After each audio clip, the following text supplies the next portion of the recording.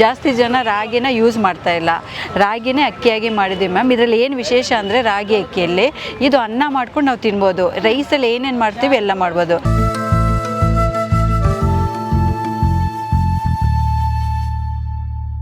Sir ನಮಸ್ಕಾರ. ನಮಸ್ಕಾರ madam. ಯಾವ ಊರು ತಮ್ಮದು? ನಮ್ಮದು ಮೊಳಕಾಲ್ಮೂರು ತಾಲೂಕು ಮೇಡಮ್, ಚಿತ್ರದುರ್ಗ ಜಿಲ್ಲೆ, ರಾಂಪುರ ಅಂತ ಹೇಳ್ಬಿಟ್ಟು. ನನ್ನ ಹೆಸರು ನಾಗರೆಡ್ಡಿ ಒಳೆಸೀಮೆ ಅಂತ ಹೇಳ್ಬಿಟ್ಟು ನಮ್ಮ ಹೆಸರು. ಅಲ್ಲಿಂದ ಸೊಪ್ಪು ತಂದಿದ್ವಿ, ಇವೆಲ್ಲ ಸೊಪ್ಪು ತಂದಿದ್ವಿ. ಬೆಳಗ್ಗಿಂದ ಭಾಳಷ್ಟು ತಂದಿದ್ವಿ. ಒಟ್ಟು 9 ನಮೂನೆ ನಮ್ಮದು ಐಟಮ್ ಇತ್ತು, ಇವ್ರದ್ದು ಒಂದು 6-7 ಐಟಮ್ ಇತ್ತು. ಇವರು ಮತ್ತು ಪರಮೇಶ್ವರಪ್ಪ ಅಂತ ಹೇಳ್ಬಿಟ್ಟು ಇವರು, ಅವರು ಅದು ಇದ್ದಾರೆ ಅಲ್ಲಿ ವೆಂಕಟರೆಡ್ಡಿ ಅಂತ ಹೇಳ್ಬಿಟ್ಟು, ಅವ್ರು ಮೂವರನ್ನು ರಾಂಪುರದಿಂದ ಬಂದಿದ್ದೀವಿ, ಮೊಳಕಾಲ್ಮೂರು ತಾಲೂಕು.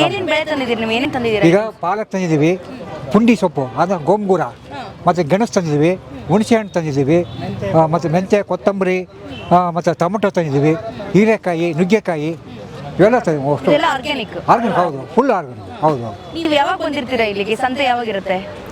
ಸಂತೆ 8:30-9 ಗಂಟೆ ಸ್ಟಾರ್ಟ್ ಆಗುತ್ತೆ ಶನಿವಾರ. ಶನಿವಾರ ಪ್ರತಿ ಶನಿವಾರನೂ ಆವಾಗ ಬಿಡುತ್ತೆ. ಆಮೇಲೆ ಏನಾಗುತ್ತೆ 8:30, ನಾವು 6 ಗಂಟೆಗೆ ಬಂದಿರ್ತೀವಿ ಇಲ್ಲಿಗೆ ಅವತ್ತಿನ ದಿನನೇ. ಹೌದು. ಈಗೇನಾಗುತ್ತೆ ರಾತ್ರಿ ನಾವು 12 ಗಂಟೆಗೆ ಬಿಡ್ತೀವಿ ಅಲ್ಲಿ. ಅದು ಬಳ್ಳಾರಿ ಟು ಬೆಂಗಳೂರು ಗಾಡಿಗಳು ಬರ್ತವೆ, ಅದಕ್ಕೆ ನಾವು ರಿಸರ್ವೇಷನ್ ಮಾಡಿಸ್ತೀವಿ. ಅದು ಬಂದ್ಬಿಟ್ಟು ಲಗೇಜ್ ಹಾಕ್ಕೊಂಡು ಬರ್ತೀವಿ. ಬೆಳಿಗ್ಗೆ 5 ಗಂಟೆಗೆಲ್ಲ ಮೆಜೆಸ್ಟಿಕ್ ಬರ್ತೀವಿ. ಮೆಜೆಸ್ಟಿಕ್ ಬಂದು 6 ಇಲ್ಲಿ ಬರ್ತೀವಿ. ಅಲ್ಲೇ ಒಂದು ಕ್ಯಾಬ್ ಮಾಡ್ಕೊಂಬಿಟ್ಟು ಬರ್ತೀವಿ ಇಲ್ಲಿಗೆ. ಬಂದು ಅಲ್ಲಿಂದ ಸ್ಟಾರ್ಟ್ ಆಗುತ್ತೆ ಇಲ್ಲಿ ನಮ್ಮ ಪ್ರೋಸೆಸ್ ಮಾಡಿ. ಆ ರೀತಿ ಇದೆ ನಮ್ಮ ವಾರದ ಸಂತೆ. ಇದು ವಿಶೇಷವಾಗಿ ಇಲ್ಲಿ ಈರುಳ್ಳಿ ಸೊಪ್ಪು ಅಂತ ಮೇಡಮ್, ನಮ್ಮ ಮೊಳಕಾಲ್ಮೂರು ತಾಲೂಕಿನಲ್ಲಿ ಹೆಚ್ಚಿಗೆ ಇದು ಸಿಗೋದು.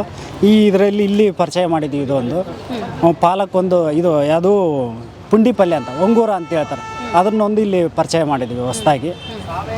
ಇದು ತಾಳಸ ಪಲ್ಯ ಅಂತ ಒಂದಿದೆ ಎಕ್ಸ್ಟ್ರಾ, ಅದನ್ನು ಸ್ವಲ್ಪ ಇಲ್ಲಿ ಅದನ್ನು ಬಂದು ಇದೇ ಕೇಳ್ತಾರೆ. ಇವು ವಿಶೇಷವಾಗಿ ಎಲ್ಲರ ಹತ್ರ ಸಿಗಲ್ಲ ಇವು, ನಮ್ಮಲ್ಲಿ ಮಾತ್ರ. ನಮ್ಮ ಮೊಳಕಾಲ್ಮೂರು ತಾಲೂಕಿನವರು ಅವ್ರು ಬಂದು ಸ್ವಲ್ಪ ಬಂದು ಇಲ್ಲೇ ನಮ್ಮಲ್ಲೇ ಕೇಳ್ತಾರೆ.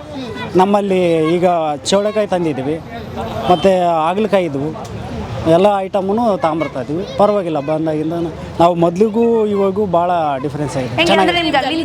ಬಂದಿದ್ದಕ್ಕೂ ನಿಮಗೆ ವರ್ಕೌಟ್ ಆಗುತ್ತೆ ಕ್ಯಾಬ್ ತಗೊಂಬರ್ತೀವಿ ಮೇಡಮ್. ಆದರೂ ನಮಗೆ ಇಲ್ಲಿ ವರ್ಕೌಟ್ ಆಗುತ್ತೆ. ಪ್ರತಿ ಶನಿವಾರ ಬರ್ತೀರಿ? ಪ್ರತಿ ಶನಿವಾರ. ಅಲ್ಲಿ ಶುಕ್ರವಾರ ನೈಟ್ ಬಿಡ್ತೀವಿ, ಇಲ್ಲಿ ಬೆಳಗ್ಗೆ ಶನಿವಾರ ಬರ್ತೀವಿ. ಶನಿವಾರ ಇಲ್ಲಿ ಮಾರ್ಕೆಟ್ ಮುಗಿಸ್ಕೊಂಡು ಮತ್ತೆ ಸಾಯಂಕಾಲ 4:45 ಹೋಗ್ತೀವಿ. ಊರಲ್ಲಿ ಬೆಳೆದು ಅಲ್ಲೇನೇ ಮಾರ್ತಿದ್ವಿ ನಾವು. ಹೌದು ಮೇಡಮ್. ತಗೊಂಬಂದ್ರೆ ನಾವು ಬೆಳೆದು ಅದನ್ನ ಕಿತ್ತಿ ಎಲ್ಲ ಮಾರ್ಕೊಂಬಂದ್ರೆ ದಲ್ಲಾಳಿಗಳು ಅದನ್ನ 2% ದುಡ್ಡಿಗೆ ತಗೊಂಡ್ಬಿಡ್ತಿದ್ರು. ಹೌದು. ಈಗ ಈ ತರದ ಮಾರ್ಕೆಟ್ ಸಿಕ್ಕಿದೆ ನಿಮಗೆ, ಏನು ಅನುಕೂಲ ಆಯ್ತು ನೋಡಿ ಮೇಡಮ್. ನಾವು ಗೆಣಸು ಬಿಡ್ತೀವಿ, ಈಗ 6 ವಾರದಿಂದ ಕಂಟಿನ್ಯೂ ಬರ್ತಾ ಇದ್ದೀವಿ. ಅಲ್ಲಿ ಕೊಡಕ್ಕೆ ಹೋದ್ರೆ 15-20 ರೂಪಾಯಿ ಕೊಡ್ತಿದ್ರು ನಮಗೆ ಒಂದು ಕೆಜಿಗೆ. ಹೌದು. ಇಲ್ಲಿ 80 ರೂಪಾಯಿ ಮಾಡ್ತಾ ಇದ್ದೀನಿ ನಾನು.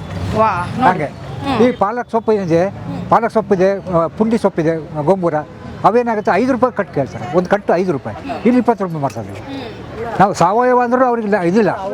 ಆ ಕೆಮಿಕಲ್ನವ್ರು ಕೊಡ್ತಾರಲ್ಲ, ನೀವು ಯಾಕೆ ಕೊಡೋಕ್ಕಲ್ಲ? ಅದಕ್ಕೆ ಇದಕ್ಕೆ ವ್ಯತ್ಯಾಸ ಅವ್ರಿಗೆ ವ್ಯತ್ಯಾಸನೇ ಗೊತ್ತಿಲ್ಲ ಅವ್ರಿಗೆ. ಹಾಂ, ನಮ್ಮದು ಎಲ್ಲ ಆರ್ಗ್ಯಾನಿಕ್ಕು, 100% ಆರ್ಗ್ಯಾನಿಕ್ಕು. ಹೌದು, ಅದ್ರಾಗೇನು ಅನುಮಾನನೇ ಇಲ್ಲ. ಅದೇ ಇವ್ರು ಬಳಕೆದಾರಿಗೆ ಹೇಳ್ತಾ ಇದ್ದೀವಿ, ಯಾವ ಲ್ಯಾಬ್ನೇ ಬೇಕಾದ್ರೂ ನೀವು ಟೆಸ್ಟ್ ಮಾಡ್ಕೊಂಬರ್ರಿ. ಏನೇನೋ ಕೆಮಿಕಲ್ ಅಂತ ಬಂದರೆ ಮುಂದಿನ ವಾರ ನಾವು ಬರೋದಿಲ್ಲ, ಬೇಡ, ಅಷ್ಟು ಕಂಡೀಷನಾಗಿ ಕೊಡ್ತಾ ಇದ್ದೀವಿ. ಸರಿ. ತಾವು ಯಾವಾಗಿಂದ ಶುರು ಮಾಡಿದ್ರಿ ಆರ್ಗ್ಯಾನಿಕ್ ಮಾಡುವ? ನಾವು ಭಾಳ ದಿವಸದಿಂದ ಮಾಡ್ತಾ ಇದ್ದೀವಿ ಮೇಡಮ್. ಕಂಟಿನ್ಯೂ ಆಗಲಿಲ್ಲ, ಗ್ಯಾಪ್ ಆಗಿರೋ ಇವಾಗ ಕಂಟಿನ್ಯೂ ಮಾಡ್ತೀವಿ. 2006ರಲ್ಲಿ ಸುಭಾಷ್ ಪಾಳೇಕರ್ ಅವ್ರದ್ದು ಒಂದು ಇದು ಸೆಮಿನಾರ್ ಇದಿತ್ತು, ಕಾರ್ಯಾಗಾರ ಇತ್ತು ಸುತ್ತೂರು ಮಠದಲ್ಲಿ, ಮೈಸೂರು. ಅಲ್ಲಿಗೆ ಫಸ್ಟ್ ಹೋಗಿದ್ವಿ. ಅವಾಗೇ ಸ್ಟಾರ್ಟ್ ಮಾಡಿದ್ವಿ ನಾವು. ಸ್ಟಾರ್ಟ್ ಮಾಡಿ 1 ವರ್ಷ ಮಾಡಿದ್ವಿ. ತಿರ್ಗಿ ಮತ್ತೆ ಮನೆ ಕುಟುಂಬದ ಸ್ವಲ್ಪ ಸಮಸ್ಯೆಗಳು ಬಂದು ಬಿಟ್ಟಿವಿ. ತಿರ್ಗಿ ಆಮೇಲೆ 12ರಾಗೆ ಸ್ಟಾರ್ಟ್ ಮಾಡಿದ್ವಿ, ಅವಾಗ ಕೈ ಬಿಟ್ಟಿವಿ.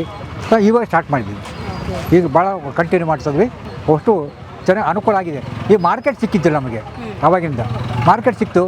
ನಾವು 91 ರೈತಂಗದಲ್ಲಿ ಹೋರಾಟ ಮಾಡಿದವರು ನಾವು. ಪ್ರತಿಯೊಂದು ಗ್ರಾಮ ಮಟ್ಟದಿಂದ ರಾಜ್ಯ ಮಟ್ಟದವರೆಗೂ ಹೋರಾಟ ಮಾಡ್ಕೊಂಡು ಬಂದಿರೋರು ನಾವು. ಹೌದು. ಅಂಥ ಒಂದು ಗ್ಯಾಟು, ಪೇಟೆಂಟು ಅವೆಲ್ಲ ಬಂದವಲ್ಲ, ಅವಕ್ಕೆಲ್ಲ ಹೋರಾಟ ನಾವು ಜೈಲು 4 ದಿವಸ ಜೈಲಿಗೆ ಇದ್ದೋಗಿದ್ವಿ ಬೆಂಗಳೂರಿಗೆ.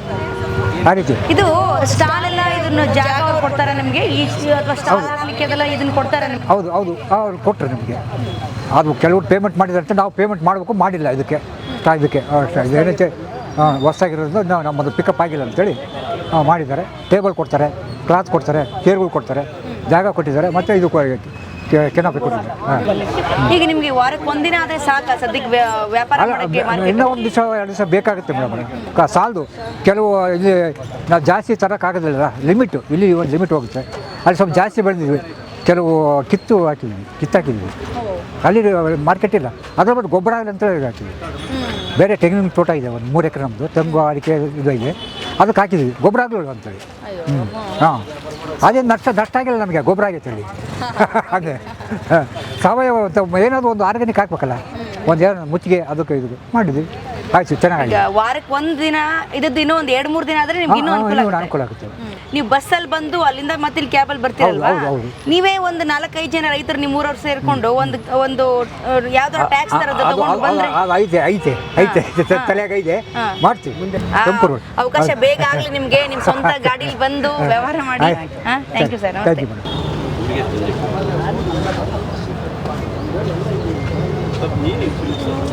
ಅನಿತಾ ಮೇಡಮ್ ಅವರು ನಮ್ಮ ಜೊತೆಗಿದ್ದಾರೆ. ಅವರು ರೈತ ಸಂಘದ ರೈತ ಸಂತೆಯಲ್ಲಿ ತಮ್ಮ ಒಂದು ಸ್ಟಾಲ್ ಹಾಕಿದ್ದಾರೆ.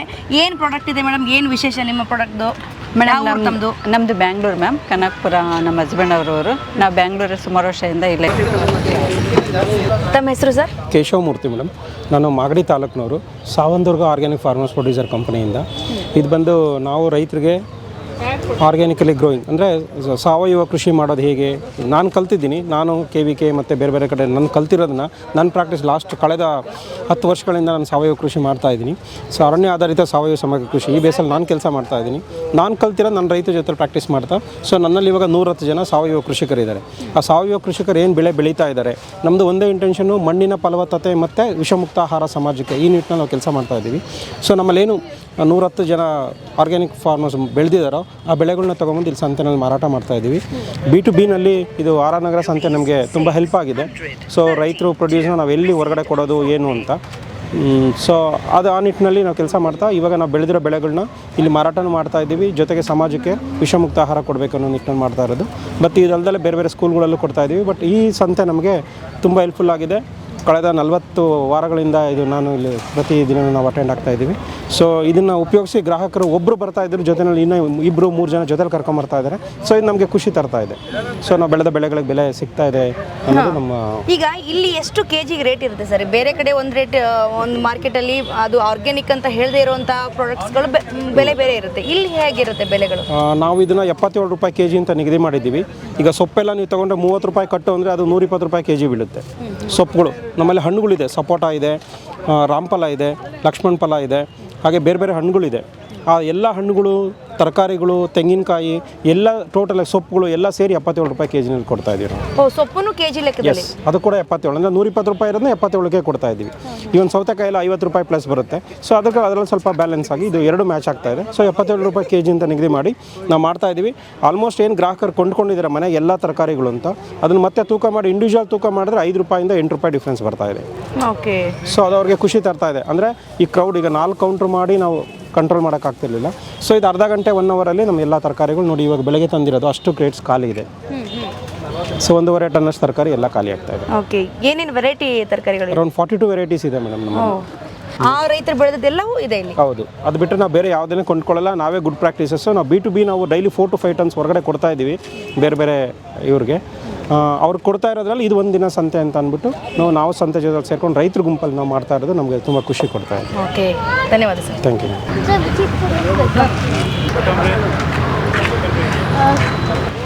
ರೈತ ಸಂಘದ ಸಂತೆ ಒಂದು ಟೂರ್ ನೋಡಿದ್ವಿ. ನಾನು ಇದನ್ನು ನೋಡಿದ ತಕ್ಷಣ ಪ್ರತಿ ವಾರ ನಾನು ಶನಿವಾರ ದಿನ ಸಂತೆನ ಇಲ್ಲೇ ಮಾಡಬೇಕು ಅಂತ ಡಿಸೈಡ್ ಮಾಡ್ಕೊಂಡಿದ್ದೀನಿ. ನೆಕ್ಸ್ಟ್ ಶನಿವಾರದಿಂದ ಇವಾಗ ಊರಿಗೆ ಹೋಗ್ತಿದ್ದೀನಿ. ಊರಿಂದ ಬಂದ ಮೇಲೆ ನೆಕ್ಸ್ಟ್ ಸಂತೆನ ನಾನು ಇಲ್ಲೇ ಮಾಡಬೇಕು ಅಂತ ಡಿಸೈಡ್ ಮಾಡಿದ್ದೀನಿ. ಸೊ ಇಲ್ಲಿ ಬಂದರೆ ಎಲ್ಲ ಒಳ್ಳೆ ಆರೋಗ್ಯಕ್ಕೆ ಬೇಕಾದಂಥ ಮೊಟ್ಟೆಗಳು ಇದ್ದಾವೆ, ಕಾಳುಗಳು ಇದ್ದಾವೆ, ತರಕಾರಿಗಳು ಇದ್ದಾವೆ, ಮತ್ತು ಸಿರಿಧಾನ್ಯಗಳಿದ್ದಾವೆ, ಅಕ್ಕಿ, ಈ ಥರದ್ದು ಎಲ್ಲವೂ ಮನೆಗೆ ಬೇಕಾದಂಥ ಎಲ್ಲ ಐಟಮ್ಸು ಸಿಗುತ್ತೆ. ಸೊ ನಮಗಿಲ್ಲಿ ಎಲ್ಲೂ ಮೋಸ ಆಗುತ್ತೆ ಅನ್ನೋಂಥ ಒಂದು ಭಯ ಇರೋದಿಲ್ಲ. ನಮ್ಮ ರೈತರು ಮುಗ್ಧವಾಗಿ ಬೆಳೆದಂಥ ರೈತರು ನೇರವಾಗಿ ನಮ್ಗೆ ಮಾತಾಡೋಕ್ಕೆ ಸಿಗ್ತಾರೆ. ಅವ್ರು ಬೆಳೆದಂಥ ಐಟಮ್ಸ್ನ ನಾವು ತೊಗೊಳಕ್ಕೆ ಸಿಗುತ್ತೆ. ನಮ್ಮ ಅಣ್ಣ ಸೊಪ್ಪನ್ನ ಕೊಟ್ಟಿದ್ದಾರೆ, ಸುಮಾರು ಜನ ನನಗೆ ಏನೇನೋ ಐಟಮ್ಸ್ ಎಲ್ಲ ಕೊಟ್ಬಿಟ್ಟಿದ್ದಾರೆ. ನೋಡಿ ಟೇಸ್ಟ್ ಮಾಡಿ ಹೇಳಿ ಅಂತೇಳಿ. ತುಂಬ ಥ್ಯಾಂಕ್ ಯು ಸರ್. ಧನ್ಯವಾದಗಳಮ್ಮ. ನಿಮ್ಮ ಬೆಂಬಲ ಇಲ್ಲಿ ಒಟ್ಟಾರೆಯಾಗಿ ಜನರಿಗೆ ಸಿಗಬೇಕಾಗಿರುವಂಥ ಪ್ರಾಮಾಣಿಕ ಪ್ರಯತ್ನ, ಅಂದರೆ ವಿಷಯಗಳನ್ನು ಪ್ರಾಮಾಣಿಕವಾಗಿ ತಲುಪಿಸೋ ಪ್ರಯತ್ನ ಮಾಡ್ತಿದ್ರಿ. ನಿಮ್ಮ ಈ ಪ್ರಾಮಾಣಿಕ ಪ್ರವೃತ್ತಿಯಿಂದ ನಾವು ಜೊತೆಲಿ ಇರ್ತೀವಿ. ಧನ್ಯವಾದಗಳು ನೀವು ಬಂದಿದ್ದಕ್ಕೆ. Thank you.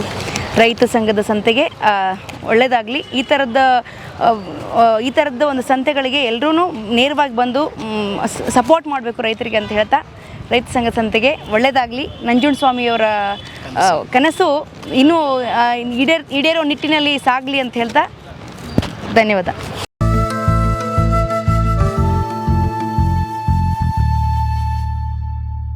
ಕಲಾ ಮಾಧ್ಯಮದ ಎಲ್ಲಾ ಎಪಿಸೋಡುಗಳು ನಿಮಗೆ ಸಿಗಬೇಕು ಅಂತಂದ್ರೆ ಕಲಾ ಮಾಧ್ಯಮ ಯೂಟ್ಯೂಬ್ ಚಾನೆಲ್ನ ಸಬ್ಸ್ಕ್ರೈಬ್ ಮಾಡಿ, ಬೆಲ್ ಐಕಾನ್ನ ಕ್ಲಿಕ್ ಮಾಡಿ, ತಪ್ಪದೇ ಮಾಡಿ. ವಿಡಿಯೋ ನೋಡಿದ್ದಕ್ಕೆ ನಿಮಗೆ ತುಂಬ ಧನ್ಯವಾದಗಳು.